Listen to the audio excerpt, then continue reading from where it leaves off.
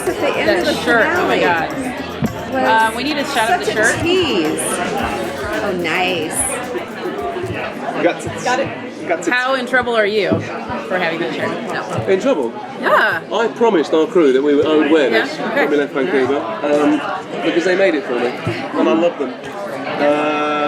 No, this is we had such a great team of people up there, and we used to have like competitions about who could make the best T-shirts. So this was the winner for me. That's amazing. Yeah. That's amazing. Yes. Love it. So the look on your face Yes. at the end of last season. What were we supposed to get from that? Well, it's a kind of bit of a WTF moment.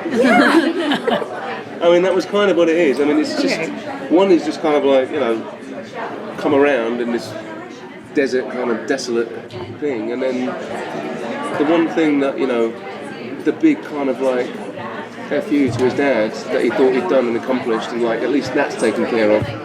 They're back on. The wings are back on. It's got to be Dad. And what does he do about that? What does that mean to him? I think, and this season is really about identity. What do the wings mean to Lucifer? You know, are they defining of him through his dad's eyes? And Lucifer only wants to be defined by himself. That's what he wants. He wants to be his own man. And he's sick and tired of like his dad controlling him and stuff. So as hard as his dad is pushing in one direction, or he believes it's his dad pushing in one direction, Lucifer's going to push even harder in the other direction. So what comes from that is some extra devilishness of Lucifer this year. I think he starts to spiral a little bit back towards the dark side. Does having the wings back change him, like physically or abilities, or give him like? Well, if he wanted to, he could fly. But you know, if you're given a present by someone you don't like, what do you do with it? Does that answer your question? Rachel and Amy both alluded to Lucifer being somewhat of a nurturer to their characters this season, kind of helping them maybe rein some things in and work through some things. Can you talk about that a little more from your perspective? Well, I mean, like Amy and I, for example, we have a really fun episode where we end up going to Vegas to solve a case, and you know, I start to learn a bit more about her.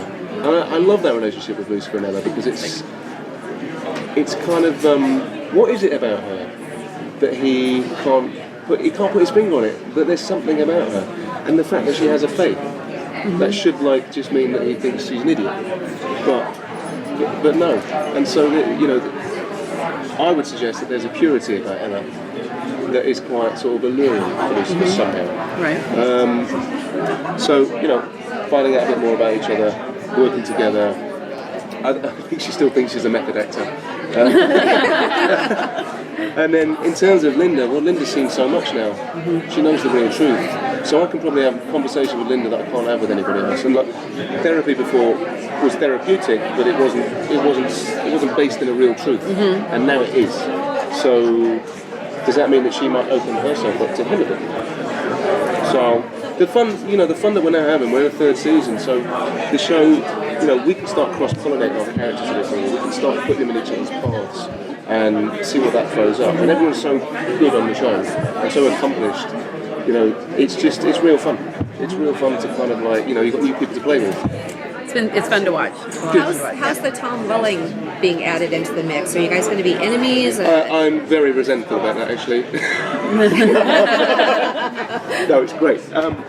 It's really great, actually, because, you know, one thing that we haven't really properly explored is Dan was never a love rival of Lucifer's. You know, he was someone who just sort of always thought he was better than her. But this new lieutenant comes in and I think turns Chloe's head and attention. And that's new territory for Lucifer. He's not number one anymore.